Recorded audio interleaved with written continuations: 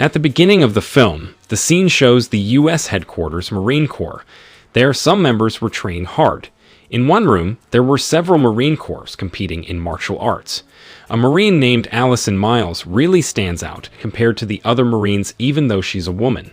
When Allison felt like she had won, her coach suddenly attacked and made her cornered. Here, the instructor, Sergeant Ray Cooper, said that Allison shouldn't be careless under any circumstances, even though she felt like she had won. Then there's a special agent, Sam, who was very amazed at Allison's greatness. Turns out that Sam is Allison's uncle. That afternoon, Sam and Allison met at a bar to have a chat because it had been a long time since they had seen each other. Here, Sam told Allison that he had asked permission from the Marine General if he wanted to bring Allison to the White House. Hearing this, Allison looked happy because she had wanted to serve in the White House for a long time. But then Allison asked Sam why he had invited her to the White House, and was this because she is Sam's niece? Then Sam answered that he had invited Allison because she was the one superior to other Marines. At the same time, news spread about the American president who would hold a Congress and collaborate with Estovia in Eastern Europe near Russia. In fact, this collaboration was widely opposed, but the president still wanted to cooperate, especially to do the cooperation in terms of petroleum. The next day in the White House, the president was talking to his deputy, who is a woman. The deputy protested the president's decision to continue the cooperation with Estovia regarding petroleum. The deputy thought that this decision was very controversial because it was known that petroleum in Estovia was controlled by the Mafia. However, the president still didn't want to change his decision. On the other hand, now Allison is on duty at the White House, while Sam, Allison's uncle, told his team to get ready because tomorrow they will escort the president to Estovia to validate the cooperation between the two countries. After that, Sam came to see Allison and said that tomorrow she would go with him to Estovia to escort the president. Of course, they would depart on Air Force One, and as we know that Air Force One is the most sophisticated and luxurious aircraft belonging to the United States. After finding out about this news, Allison looked surprised because she had dreamed of flying on Air Force One since she was a teenager. Then the scene switched at night in Estovia, to be precise at the base of one of the generals. The general was named Rodionov, and he really hated the decision of Estovia's president regarding their cooperation with the United States. Apparently, Rodionov has taken hostage the prime minister of Estovia, who supported the cooperation. Without hesitation, Rodionov ordered his man to kill the prime minister. Rodionov is the general who controls petroleum in Estovia. Therefore, if the cooperation between Estovia and America has been confirmed, Rodionov will be eliminated and will no longer be able to control the oil industry in his country. The scene moves to an Air Force One pilot who at that time had just returned home. But when he got inside the house, he was shocked because his family was being held hostage by Rodionov's man, Nikolai. Nikolai said that if he wanted his family to be safe, then he had to contact the presidential staff if tomorrow morning he couldn't work. The pilot immediately contacted the presidential staff and asked for permission if tomorrow he couldn't be a pilot for Air Force One due to illness. But after the pilot complied with the order, Nikolai killed the pilot without hesitation. Then he also killed the pilot's family cruelly. On the other hand, one of the American agents, who was in charge of handling the plane's logistics data, was about to get into his car. But suddenly, something bad happened. It turned out that this man was also Rodionov's man, Jono. Then Jono quickly accessed the plane's logistics data until finally, the logistics access was successfully controlled by Rodionov and the gang. The next day, Allison was going to board Air Force One for the first time. She was amazed by the splendor of the plane. Then Sam immediately invited Allison to get on the plane because they had to be there before the president arrived. Not long after, the American president, Falcon, finally arrived and boarded the plane. The president went into his private room because in a few minutes, the plane would soon take off. However, something surprising happened because it turned out that Nikolai had succeeded in infiltrating and becoming the first pilot of the Air Force One. Not only that, in the rear cabin, Jono was also successful in killing one agent. In short, that night, one of the pilots tried to contact the control center, but of course the control center could not communicate with them because the server had been hijacked. and at the same time, Nikolai immediately killed the two pilots. After that, Nikolai informed Rodionov that they had 100% control of the Air Force One. On the other hand, the president appeared to be holding a press conference on the plane because several journalists had been deliberately invited to report the meeting later. Here, one of the journalists from Estovia asked why the president wanted to cooperate with his country. Then the president said that all of this was actually the wish of the president of Estovia, because he said, in his country petroleum is abundant, but the results rarely come into the state treasury. While at the same time, Nikolai started accessing voice so that Rodionov could talk to all the passengers on Air Force One. When Rodionov was connected to the server, everyone was so shocked because they just found out that the plane they were on had been hijacked. Here, Rodionov explained that the president couldn't do anything because they had hijacked all the satellite servers. Therefore, it was better for now if the president followed Rodionov's orders. Knowing that the president was in danger, Sam, as the head of security, immediately asked the president to go into a special room with two of his agents. Then Sam also asked all passengers to stay calm in the middle room and told one agent to guard them.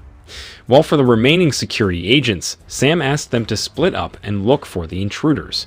A few minutes after that, the agent who was assigned to guard the passengers in the middle room was suddenly killed by a journalist from Estovia.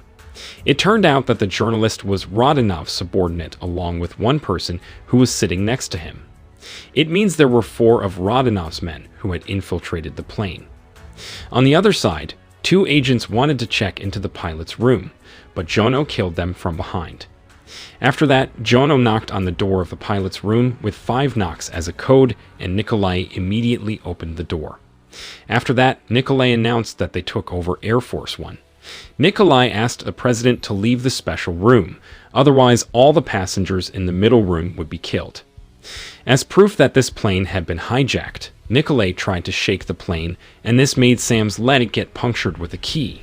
Sam then told Allison that she has only one job, that is looking after the president. Sam also asked Allison to go somewhere else, while he will first treat the wound on his leg. The scene then switches to Nikolai, who was still asking the president to hurry up and leave the special room in 20 seconds. Nikolai started counting, because they would never play around with this threat. In the end, the president decided to leave the room and immediately went to the middle room where the passengers were being held hostage. But at the same time, 2 agents who were escorting the president were suddenly killed by Jono from behind. The president was taken to a room because Rodionov wanted to say something. It turned out that Rodionov asked the president to announce that the Americans would cancel their cooperation with the Estovia government. Not only that, Rodionov also asked the president to say that he hated the president of Estovia and his people. Rodionov gave the president 1 hour to make a video of this confession. Then, not long after, when Rodionov's men were careless, suddenly the president tried to put up resistance. But unfortunately, it was thwarted by the journalist, Rodionov's man. The reporter then told the president to sit down and stayed calm. Meanwhile, it looked like Jono was about to go into Class B room, where the president was. Jono knocked on the door 5 times as a code, and Allison realized this code. Then Jono showed that there were 2 security agents who were still alive, Allison and Sam, her uncle. Then Jono asked the journalist to look for Allison and Sam right now, while he would take turns waiting for the president. After the journalist left, Allison tried to knock on the door 5 times until the door was finally opened, and then there's a fistfight between Allison and Jono. Allison, who is really good at combat, finally managed to finish off Jono. The scene switches to one of Rodionov's men in the passenger room. He is seen watching the passengers, which include press, officials, and other important people who have become hostages. Not long after, one of the men saw movement in the room next to him, and it turned out to be Sam. But unfortunately, the subordinate tried to fight Sam until finally, the reporter appeared while pointing a gun. Then the reporter tried to contact Jono, but he didn't pick up because we know that Jono had already been killed by Allison. The reporter then contacted Nikolai and explained that Jono could not be contacted, so Nikolai had better immediately check him, considering that the pilot's room was quite close to Jono's room. Hearing this, Nikolai immediately changed the plane's mode to autopilot mode, and he immediately rushed to Jono's room. On the other side, Allison and the president were still confused about what they were going to do. After that, the reporter said through the channel that Allison should surrender, otherwise her uncle, Sam, would soon be killed. Then, the reporter told Sam to persuade Allison to surrender immediately. However, Sam instead said that Allison must remember her duty, which is to protect the president whatever happens. Sam also said that if Allison and the president surrender, they will continue to finish off the hostages and also Sam. Annoyed, the journalist killed Sam and the hostages without hesitation. Hearing the shot, Allison looked devastated because she realized that they must have killed Sam. After that, Allison asked the president to go to the emergency room because the two of them were about to parachute out of the plane. But at the same time, Nikolai appeared, and fortunately, Allison managed to shoot him. However, Allison's shot had grazed the president's hand, but fortunately, the wound was not too serious. Shortly, Allison and the president jumped down using a parachute. Meanwhile, the journalist and one of his colleagues looked mad after finding out that Allison and the president had managed to escape. Then, the journalist immediately informed Rodionov that the president and one of his agents had escaped using a parachute to the valley area near Russia. Hearing this, Rodionov asked his men to destroy Air Force One, while he and his men in this place would look for the location where the president landed. On the other side, the officer in the control center who was monitoring Air Force One panicked because the plane suddenly disappeared from radar. The officer immediately contacted the White House staff to tell them about what happened to Air Force One. After that, a presidential chief of staff, Mark, immediately contacted the vice president to tell him what was happening. Long story short, Mark met with the vice president, and then she asked if the president was safe. Mark, with a heavy heart, said that it was very rare for someone to survive a plane crash. Hearing this, the deputy asked Mark to immediately go to Estovia and meet the president of Estovia so that they could help look for the victims of plane crashes. Next, the scene moves showing Allison and the president, who had now landed and looked for a safe place. Here, Allison said that they have to go into a high place to get a signal to ask for help. Meanwhile, Rodionov, the general, has sent dozens of his men to look for the president and Allison in the middle of the valley. Allison and the president were already walking all day, and they accidentally found a hut in the middle of the forest. Finally, the two of them decided to rest and stay overnight in the hut. At that time, Allison treated the wound on the president's hand, which had been hit by a bullet. While treating the president, Allison said she was sure that someone had betrayed the president because how could they easily hijack the plane? Plus, they also found out about Sam, who was Allison's uncle. After that, Allison and the president sat in the corner of the hut while telling each other about their experiences. The president apologized because Sam, Allison's uncle, had to die in this incident. Allison said that she really missed Sam because since she was a teenager, Sam was the one who took care of her after her parents died. However, the president had to know that Sam was a professional person, and Sam would be happy if Allison succeeded in looking after the president. Then in the morning, Allison was still sleeping and leaning on the president's shoulder. Not long after, Allison finally woke up and immediately apologized. But the president said that Allison didn't need to apologize because no one would be jealous, because it turned out that the president was still single. After that, they continued their journey, and not far from the shack, there were already a lot of Rodionov's men. Allison started to finish them off one by one. But unfortunately, they both were cornered because there were so many Rodionov's men. In the end, the president asked Allison to surrender because it was clear that neither of them would win against Rodionov's men. Shortly, Allison and the president were taken to Rodionov's base. Both Allison and the president are powerless and helpless. Allison looked sad because she had failed to carry out her duties, even though her uncle was relying on her. A few moments later, Rodionov and some of his men arrived, and they immediately took the president to Rodionov's room, which was in the next building. Meanwhile, Allison was accompanied by Rodionov's right-hand man, who was very brutal. While walking with the president, Rodionov said that he really hated capitalists who would destroy his country. The president then answered that Rodionov actually knew that this collaboration would be beneficial for both countries, but Rodionov didn't want this to happen because all this time, Rodionov was the one who controlled petroleum in Estovia. Rodionov had never even provided any benefits to the country. Then, when the president was in Rodionov's room, Rodionov immediately asked the president to cancel his cooperation with Estovia through a video confession. Not only that, Rodionov also asked the president to accuse the president of Estovia of having committed this chaos. Hearing this, of course, the president refused. He was even willing to be killed by Rodionov right now. But Rodionov threatened that if the president didn't want to comply, then he would make Allison suffer. She would continue to be kept alive, but every 1 hour, Rodionov's men would take turns harassing Allison.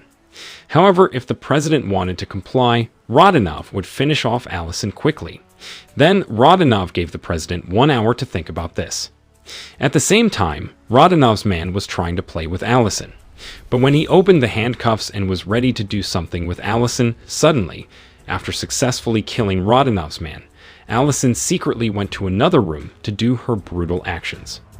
On the other hand, in the end, the president was willing to obey Rodionov's orders because he didn't want Allison to suffer. Then 2 makeup artists came, and they would change the president's clothes and make up his face before making a confession video. The scene went back to Allison, who had now gotten a rifle and started finishing off Rodionov's men. Meanwhile, when the president was ready to make a video, Rodionov suddenly heard that there was a war going on outside. The president also heard the shooting, and he realized that it must be Allison. In the end, Allison succeeded in finishing off all of Rodionov's men, and now only Rodionov is left, and he's holding the president hostage. Here, Rodionov asked Allison to surrender because he wouldn't hesitate to finish off the president. On one occasion, Rodionov was able to paralyze Allison by shooting her in the arm. When Rodionov was really going to finish off Allison, suddenly something happened. Finally, Allison and the president managed to survive. The next morning, the president and Allison were found by Mark, the presidential chief of staff. Mark was very happy after seeing that the president was still alive, so Mark immediately asked the president to go because not far from this place, there was a small airfield, and they could have gone straight back to America. But the president refused, and he instead told Mark to treat Allison's wound first. In the end, Mark wanted to comply, saying that Allison had now won. Suddenly, Allison remembered her previous coach, who had said that she should never be careless, even though she has felt victorious. Then, when Allison was being treated by Special Forces soldiers, she asked if they were JSOC, the Joint Unit troops. They admitted it. Then Allison said that they must know Sept, the commander, because he was also in JSOC. Hearing this, one of the soldiers said that last week, he was just talking to the commander, and suddenly, Allison immediately finished them off.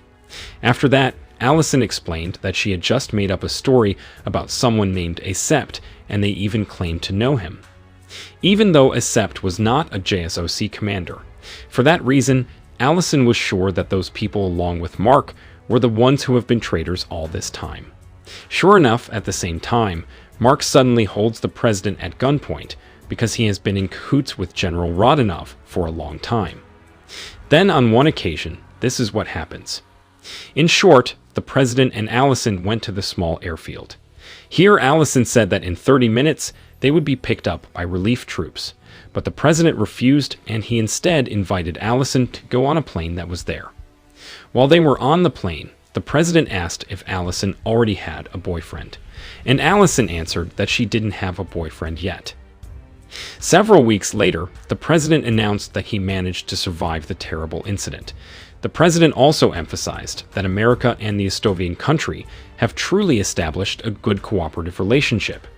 And at the end of his statement, the president proposed to Allison.